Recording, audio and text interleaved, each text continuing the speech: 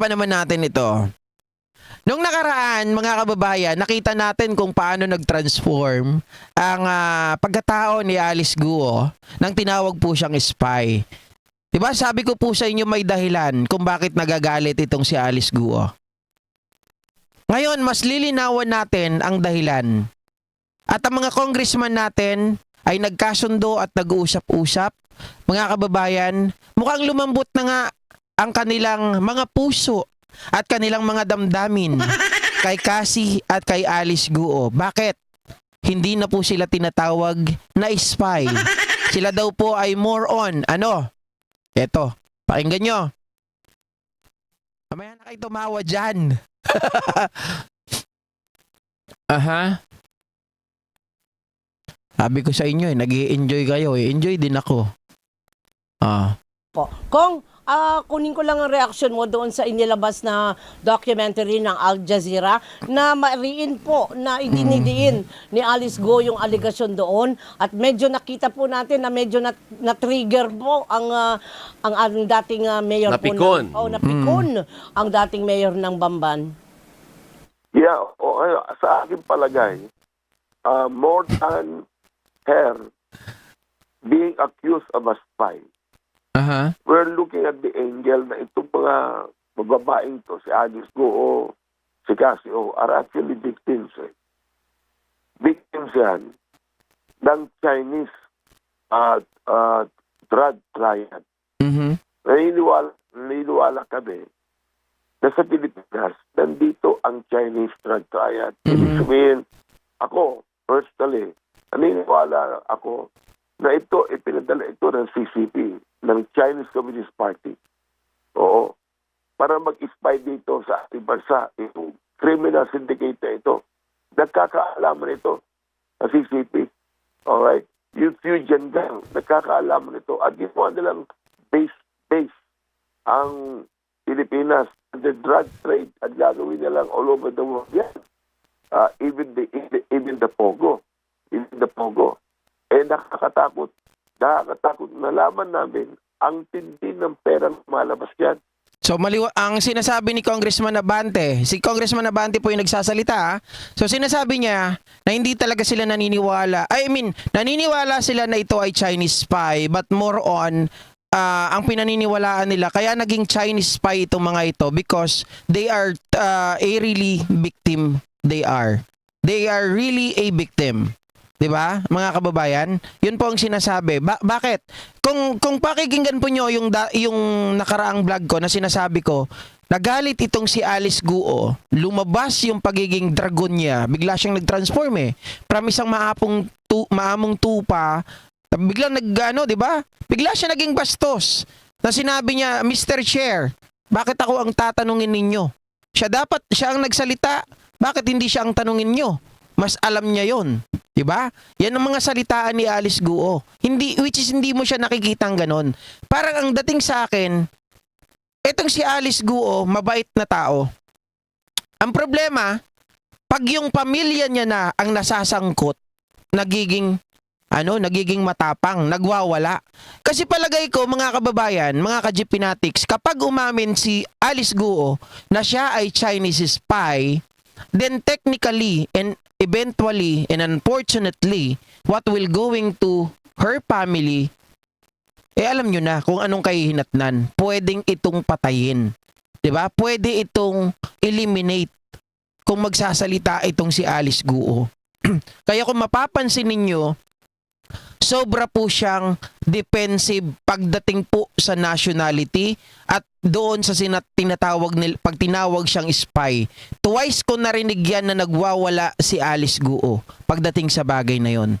Bakit mo nasabi, GP? Palagay ko, mga kababayan, she was recruited in return na gaganda yung kabuhayan ng pamilya niya, but in return siya ay magiging spy. At the same time, itong si Alice Guo ay kailangang hindi umamin. So parang win-win situation sila pero wag natin sabing win-win situation. So it is a two-way relationship. Payayamanin ko yung nanay mo, yung tatay mo, yung pamilya mo, pero kailangan mo magtrabaho para sa amin. You need and you should need to become a spy dyan sa Pilipinas. Yun ang kapalit, mga kababayan. Diba? Yun, pinadala sila Alice Guo dito ng tinatawag nila ng Chinese Communist Party. Oh. I don't know kung kayo po ay agree. Oh, si Sir Tony agree. Lagi naman kami nito ni Sir Tony. Tama, Sir Tony? Ako agree ako na talagang yung sinasabi ni Abante, mapapansin nyo kasi bakit iba yung reaction? Bakit napipikon? Bakit nagagalit? 'Di ba? Kasi meron siyang iniingatang pamilya. Meron siyang iniingatang pamilya. And I do believe na itong si Alice Guo, kilala niya po talaga si Ceci Jiang. Yung nagsalita na self-confessed spy ng Chinese Community Party. It just so happen, mga kababayan, mukhang inilaglag siya. Nung inilaglag siya, sabi niya, kay Alice Guo, go Waping, if you don't want to be eliminated, tell the truth to the whole world. Diba? That you are spy. Dali babe, shoutout. Ma'am Eva Narita, shoutout po. Sabi ni Rowie, maganda naman ang buhay. Palagay ko hindi. Kasi yung bahay nila, kung kasama sila sa Chinese Communist Party, kasi yung sa Pujan, China na yon, talagang kasama sa mga na mga, sabihin natin ay nasa Communist Party talaga. Nasa community sila noon. So nagre-recruit din doon banda, mga kababayan, para ipadala at gawing Chinese spy sa ibang bansa. Tingnan nyo po yung nangyari kay Ceci Jiang. 'Di ba, ang pinagmulan noon, siya daw po ay wanted. Wanted saan? Sa scamming, sa gambling, sa pagkuha ng mga credit card information at lahat-lahat. Ngayon hinahanap siya, 'di ba? May kumausap sa kanya ngayon na recruiter, sabi sa kanya, tatanggalin namin ang pagiging wanted mo, but in return, you have to be a spy. 'Di ba? Yun ang sabi sa kanya, yun ang kapalit. Oh. Router Banlawi, shout out. Oh. Sobrang hirap din ng palagay ni Alice Guo at siguro nung bata pa siya di niya pa alam yung magiging kahihinatnan kaya hindi sila makaalis. Oh, tama, 'di ba? Once na umamin si Alice Guo, mapapahamak pati pamilya niya, Lodi. Aurelia din na tama, GP, mahal niya ang pamilya niya. Kaya siya masyadong affected. Yun ang katotohanan na hindi natin pwedeng alisin. Tuloy natin to. Sila, ito niyang lang eh. Ito niyang. O nakita namin na yung bang ang lumabas sa pera dyan, mga 8 billion. 8 billion na I think it's pesos or dollars. Guys, alalahanin po natin, nanonood naman kayo ng mga movies. Meron pang isang spy from Australia. China din. Nahuli siya sa Australia. Doon naman siya na-assign. Umamin din ito eh. Inilalagay talaga ang tao, bata pa. Pinapalaki siya dun sa lugar. Hindi dun pinanganak. Normally kasi mga 7 years old, mga ganyan, or 5 years old. Pinapadala dun sa lugar. Yan ay konti-konting pinoprogreso. Siyempre para mag-translate yung kanyang pagkatao, para magamay niya yung nationality, magamay niya yung galaw ng mga tao sa paligid, at unti-unti niyang ma-adapt yung mga bagay na yon. Hindi pwedeng, kailangan mag-spy ka, tapos kailangan ikaw mag-bloom ka agad ngayon. Hindi pwedeng ganun. Kailangan unti-untiin yan. Hanggang sa makuha niya lahat, sympathy, lahat ng nasa paligid niya, galaw niya, ganun. Ganun minumold ang isang spy. Hindi yan minumold ng malaki na. Bata pa lang yan. Ganun talaga ang ang practice ng mga spy. Mas yan eh. Opo. So, Umiikot lang yan sa ilang mga bangko. alright.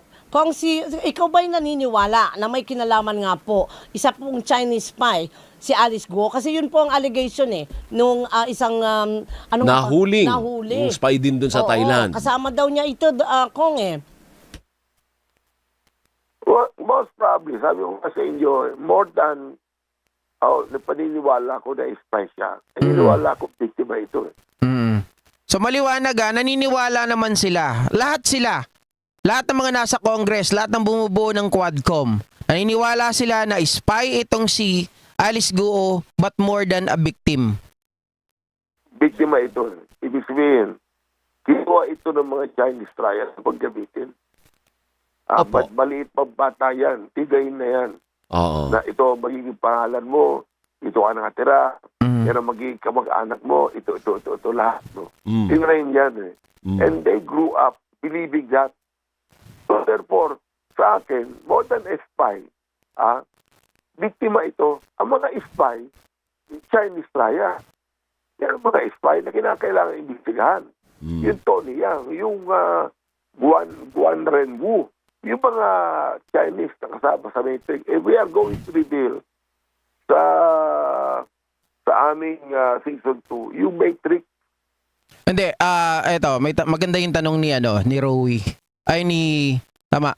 Sabi niya, pero yung nakakulong na spy, sabi niya na-recruit siya sa Pilipinas. May magkakaiba ng level itong mga spy na to. May mga spy talaga, technically ang pumapasok, when you say spy, ang tatatak talaga sa atin, bata pa lang, tinitrain na sila. 'Di ba? Pinupunta sila sa ibang lugar para matrain na ng mas maaga. Meron naman mga spy na spy sila kasi nakita mo yung weakness ng isang tao. 'Di ba? Katulad po ng ginawa dito sa yung nakakulong nga po, si Ceci Jiang. Na siya ay spy na recruit lang daw di umano dito sa Pilipinas kasi nga nagtatago siya sa China noon. 'Di ba? Magaling po siya sa computer. Magaling siyang nangahack. May problema siya sa gambling at kung ano-ano pa. So, ibang trabaho yung pagiging spy niya nung na-recruit siya dito. Kaya nga, kung nakita ninyo, mayroon siya mga dossier ng mga impormasyon, collection of information ng mga tao. 'Di ba? So, magaling mag-encrypt itong mga ito. So may iba-ibang level naman ng spy yan, mga kababayan. Minsan nga ang mga spy ay hindi magkakakilala. 'Di ba? May mga spy na sila ay spy ng isang country like China, pero pag nagpunta sila sa isang lugar, hindi po sila magkakakilala. Bakit? Para maiwasan nila yung pagkakahuli. I mean, yung ma-burn yung kanilang cover. 'Di ba? Merong ganon. Panoorin nyo yung ano bang palabas yung kay Victor Neri, mga kababayan, dito sa Pilipinas. Yung siya ay isang pulis. 'Di ba? Merong pumasok sa triad na kasama din niya isa ring pulis. Pero pinatay niya 'yon.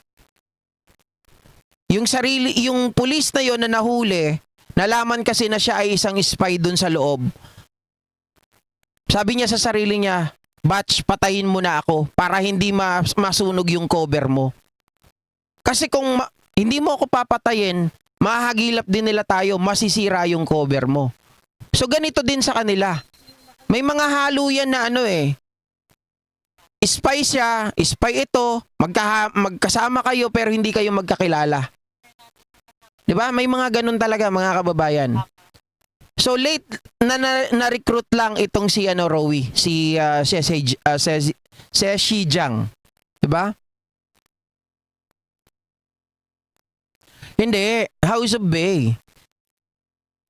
Kung sabi nila ay biktima hanggang doon na lang ba? Pakakawalan? Hindi. Hindi nila pakakawalan. When they say ito po ay victim, mga kababayan, syempre, nandun pa rin yung humanitarian natin eh. 'Di ba? Titingnan pa rin natin 'yon. Kagaya nga po nito, nahihirapan din may mga puso naman yung mga congressman natin eh. Nakita naman natin kung paano apektado itong si Alice Guo pagdating po dun sa kanyang pamilya. 'Di ba? Sinabi naman ni Congressman Abante, yes, indeed, she is a spy. But more than that, nakikita namin na ito ay biktima. Nakita nyo.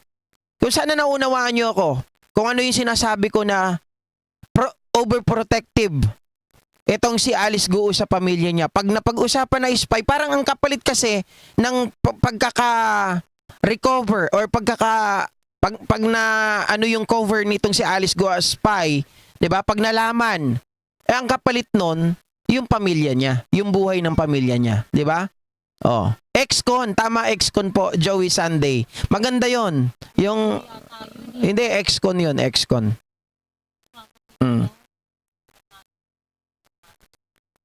Hindi maawa. Hindi naman nila pakakawalan si Alice Guo. Wala silang sinabing ganon. Kaya lang, mga kababayan, si Alice Guo naman kahit papaano ano naman to eh. Kaya lang mayroon talagang iniiwasan eh. 'Di ba? Meron talagang pinagtatakpan. 'Yun ang problema dito. Hindi ko siya kinakampihan ha. Hindi ko gusto na Diyos ko. Hindi ako kagaya ng iba sasabihin nila no. Si Alice Guo mabait. Nagpagamit pa rin siya spy. 'Di ba? Kaya lang tingnan natin, may mapapahamak na tao. Tao rin 'yan. Oh. Cora Vidal, shoutout po. Birador? Hindi yun birador. Parang sa John Wick lang nagpapatayan sila. Tama po. 'Di ba? Pareho-pareho mga ano yun, nagpapatayan, hindi nila alam. Ganyan katindi. Ano nangyayari? Ilang mga Chinese yan. Ang nakakapagka, palagay ko, nakita nyo yung Matrix sapagkat pinasa namin ng unang Matrix yan eh. Mm. Oo. Doon sa aming last series ng aming ng episode na ito eh. Opo. We showed a Matrix. Oo. Na nagbubula kay Tony Yang. Opo. At napupunta kay Michael Yang. Opo. At nakita namin na kahit na si Michael Yang, wala lang sa bansa, nasa Cambodia na. Mm. Ang nagpapaikot ng pera niya, nandito pa rin sa Pilipinas. Opo. Anyway, so tama. Yan. Opo. So tama Oo. nga po. Abangan natin yung mga susunod na kabanata kung kailan ka mo yung next hearing? Hindi ko pa alam eh, Alvin. Pero alam mo, meron ding mga Chinese na yung bang they did the best na makapasok sa ating present administration. Oo. O para sila ay mapigilan na maging accountable. Pero papatawag din na yan. Sa amin, wala kaming pakialam kung anong hold mo sa pagkasalukuyang administrasyon. Oo. Kaya kailangan patawag natin in light of what's happening sapagkat hindi na po ito as administration nagpapatuloy ito eh. Yeah, tama. Hindi naman to Okay, if I get that right, no? Kasi medyo nagagarble yung boses ni Congressman Abante. So there are Chinese nationals na nandito daw sa present administration natin. Ipapatawag, if I heard that right kung tama ba ako kasi meron na daw ata nag-infiltrate na pumasok sa gobyerno natin. Patay tayo dyan mga kababayan. Ay, nako. Pero inyo yung yung kalat na iniwan ng nakaraang administrasyon. Alam naman natin kahit saan nating dalhin talagang nakaraang administrasyon dito dumami.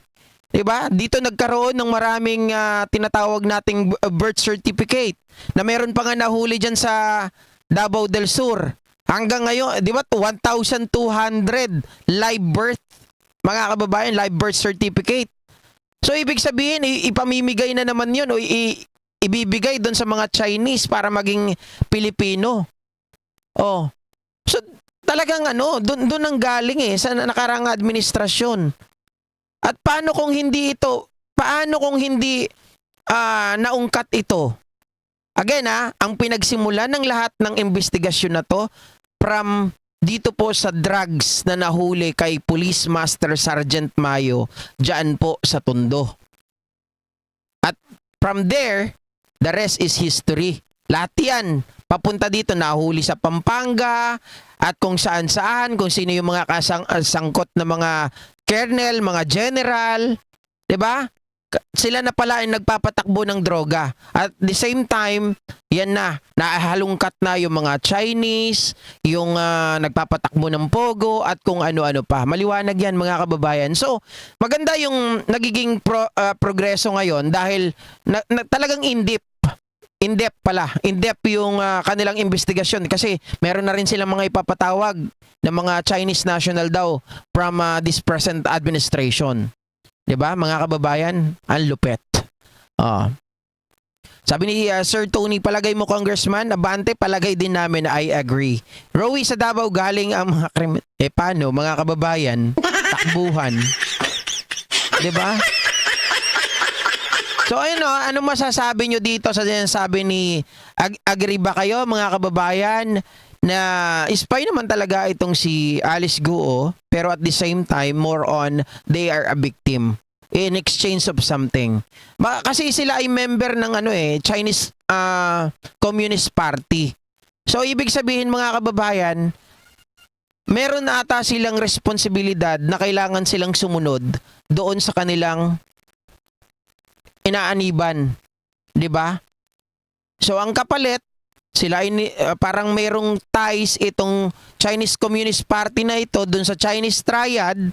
Itong Chinese Triad naman, sila yung ni-recruit to para maging spy dito sa Pilipinas. Parang ganun ang dating. At kung hindi susunod ito, kahit sa mga pangkaraniwang lang, 'di ba, mga palabas na napapanood natin, kapag nawala yung cover, na-discover, pinapatay din pati yung mga kamag-anak, 'di ba? O kaya para hindi umamin, pag nahuli na, yung kamag-anak ang sige, subukan mo magsalita. Yung kamag-anak mo malalagot, 'di ba? Well, see you sa mga susunod na vlogs natin, mga ka-GP Natics. Salamat po sa araw na ito at sa lahat ng mga pumunta, no? Sana tanggalin na ni YouTube yung natin. Tanggalin na sana ni YouTube yung ating shadow ban para dumami ulit tayo. Marami kasing hindi na notify at hindi tayo sinasuggest ni YouTube dito dahil matagal-tagal din tayo nawala. Okay? Thank you so much once again mga kababayan. Maraming salamat po sa lahat na magsuporta at walang sawang pagtawa. Sana ngayong hapon ay napatawa ko ulit kayo sa kalukuhan ni GP. Yeah? Thank you. Sabi ni Bay Natulig, alam mo ka-GP kahit ganun ang nangyari parang nakakaawa pa rin. Pero syempre dapat niyang pagbayaran ang mga ginawa niya na di maganda sa bansa natin. That is true mga kababayan. Kaya nga ako po, sabi ko sa sarili ko, nung sinasabi ng mga DDS na mas maganda pa daw yung ginagawa ni... paano naging maganda yung ginawa nila Alice Guo? Unang-una, dumadami ang Chinese dito. Dumadami ang mga... sabihin natin, meron yang trabaho pero sino ba nakikinabang? 'Di ba? Trabaho mga Chinese din ang nagtatrabaho doon. At the same time, tayo yung naabala. Tayo ang nakukonformation, padala ng mga text scam diyan at kung ano-ano at may mga patayan na nangyayari sa kanila. So hindi maganda 'yon. Gusto ba ng mga DDS na tayo ay sakupin na lang ng Chinese? Hindi palitan na nila yung pangalan natin, 'di ba? Huwag ng Pilipinas. Sabi ni Edward, bakit puro Davao ang sangkot? Yan din ang katanungan ko eh. At ang opinion ko dyan, kasi yung pinakamataas na tao doon dati, yun ang kanilang kasangkot.